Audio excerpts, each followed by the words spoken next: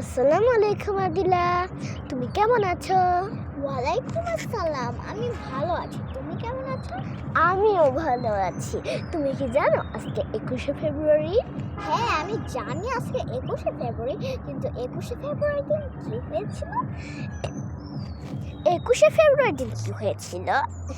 আচ্ছা, তোমাকে বলে দিই। পাকিস্তানিরা আমাদেরকে অর্ডার করেছিল যে তোমরা বাংলা ভাষায় কথাই বলবে না। পরে যারা ব্রেভ তারা ভাবলো বাংলা ভাষা তো আমাদের মাতৃভাষা, আমরা এই ভাষায় না কথা বললে কী করব। পরে ওরা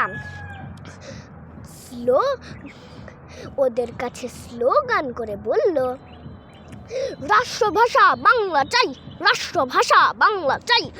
পরে এইটাই বলার কারণেই পাকিস্তানি সেনারা অনেক জনকে মেরে ফেলেছিল। সেটার ভিতর ছিল জব্বার, সালাম এটসেট্রা। আর এরা ছিল খুব ব্রিলিয়েন্ট স্টুডেন্ট। ওদেরকে মেরে ফেলার কারণে পাকিস্তানিরা ভেবেছিল যে ওদেরকে তো মেরেই ফেললাম, এখন আর কিভাবে যুদ্ধ করবে।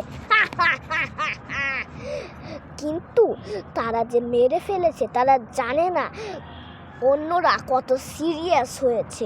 এটার জন্যই তারা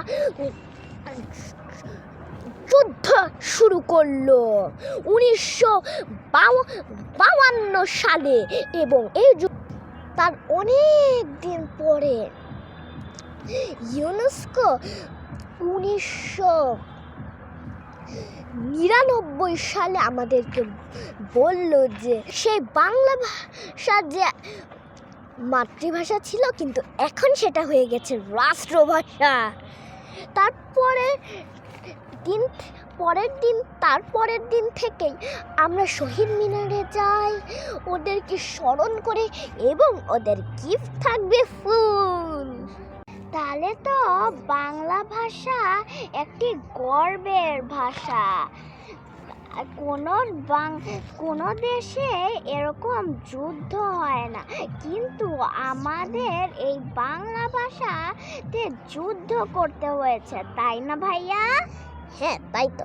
তুমি কি জানো এই দেশ ছাড়া আরো 2টি দেশে বাংলা ভাষার রাষ্ট্রভাষা করা হয়েছে? সেগুলোর নাম হচ্ছে যে ঝাড়খণ্ড অ্যান্ড সিয়েরা। আজকে অনেক কিছু শিখলাম ভাষা আন্দোলন নিয়ে। তোমাকে অনেক ধন্যবাদ ভাইয়া। তোমাকেও ধন্যবাদ।